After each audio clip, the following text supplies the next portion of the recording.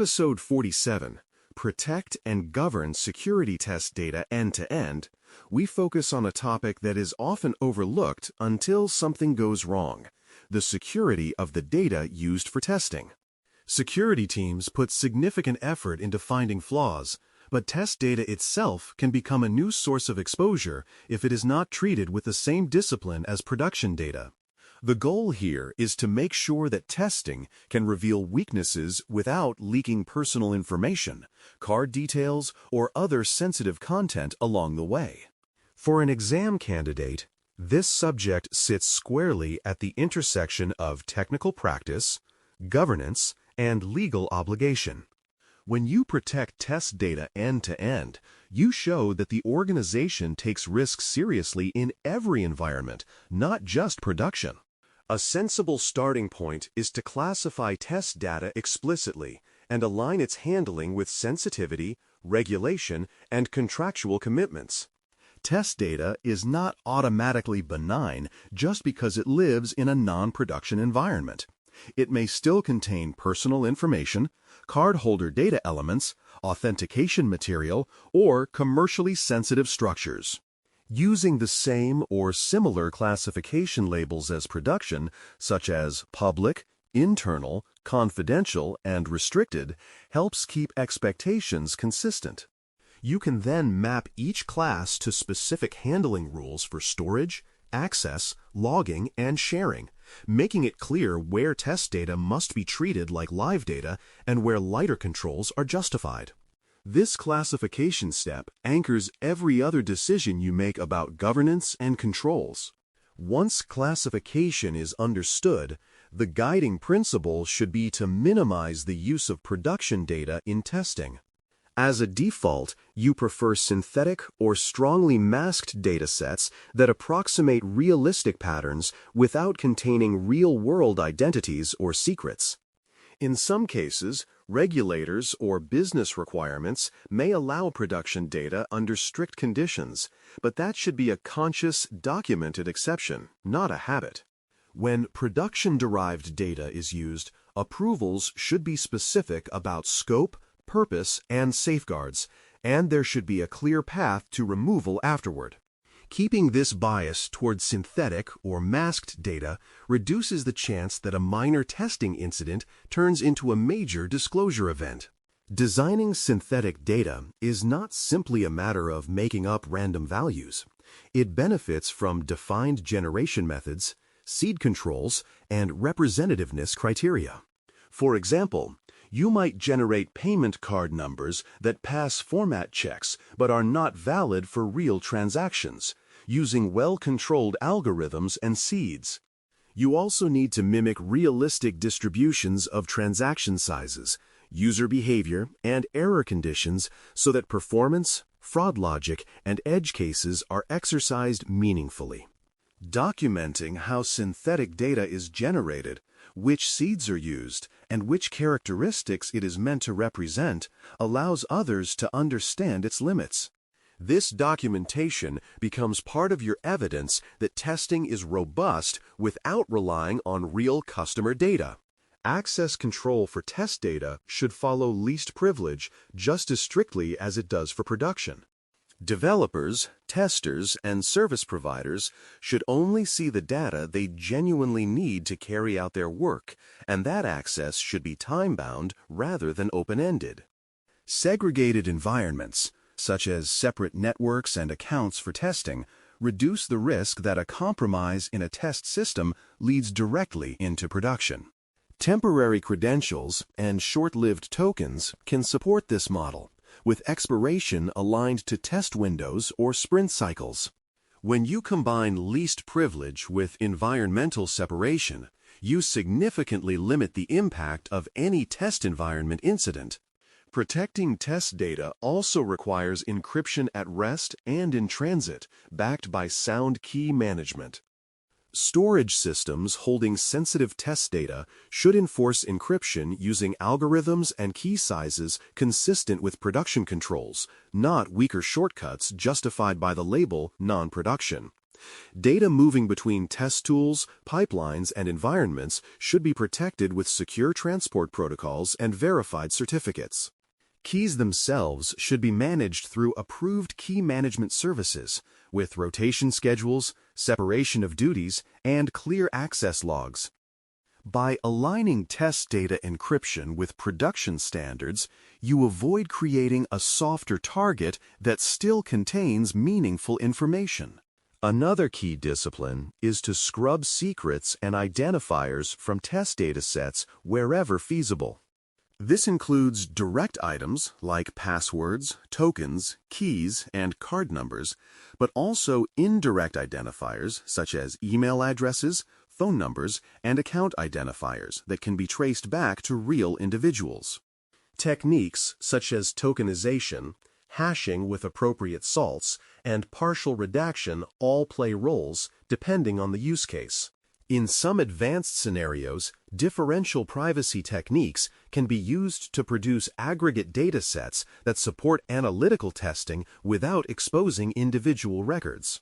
The overarching aim is to reduce the chance that anyone with test data in hand can reconstruct sensitive information about real people or systems. Good governance demands that you can explain who touched test data, how it moved, and what transformations were applied. That means logging access events, recording dataset lineage, and tracking transformations and export operations in a way that can be reconstructed later. If a dataset was derived from a particular production snapshot, that relationship should be recorded, along with the masking or synthesis steps applied. Export events, such as copies to local machines, third-party platforms, or removable media, should be visible and subject to review. These logs and lineage records become critical during incident investigations and audits, showing that test data movement is controlled rather than ad hoc. Retention and disposal are just as important in testing as they are in production, even though they are often given less attention.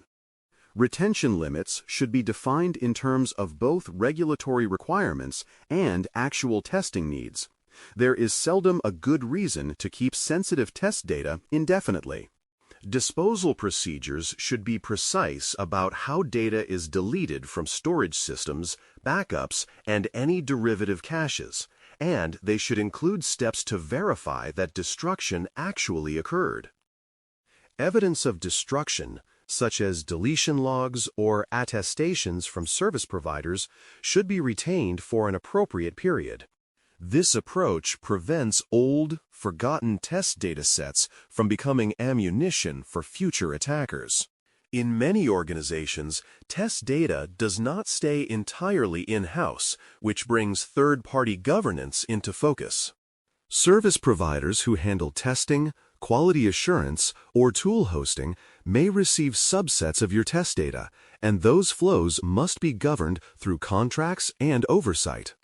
Agreements should spell out classification boundaries, permitted uses, storage locations, subcontractor arrangements, and breach notification expectations. Controlled delivery mechanisms, such as encrypted transfers to dedicated accounts with audited access, reduce opportunities for leakage.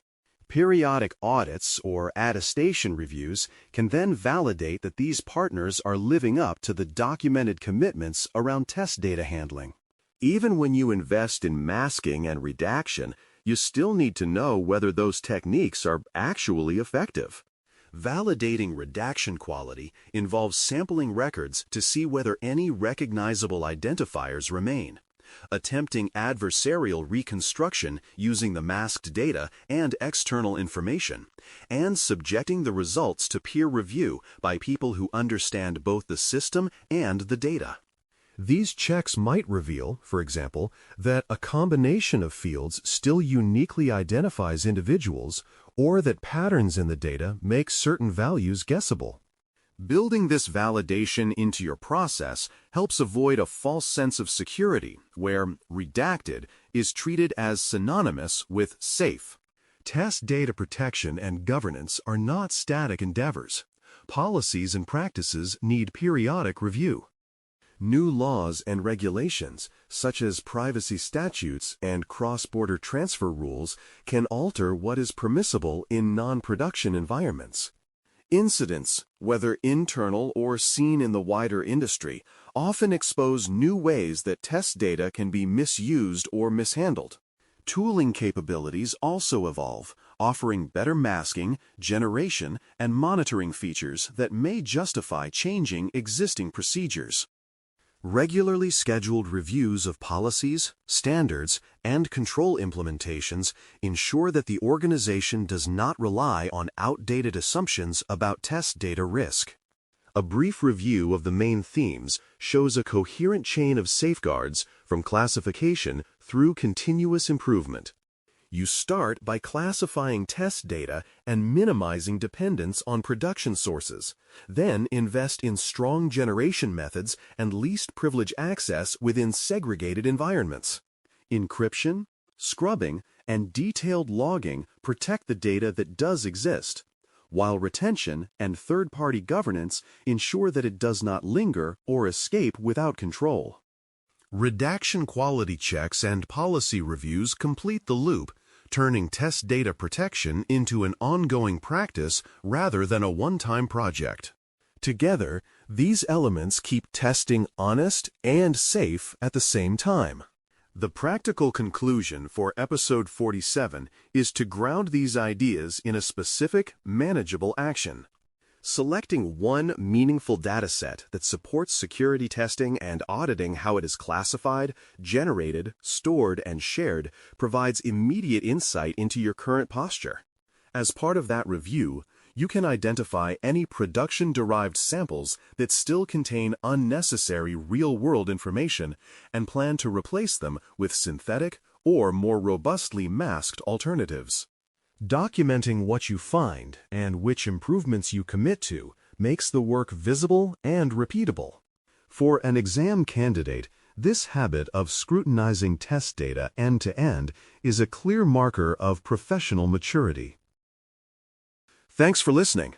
For more audio courses, daily newsletters, and more, please visit DailyCyber.News.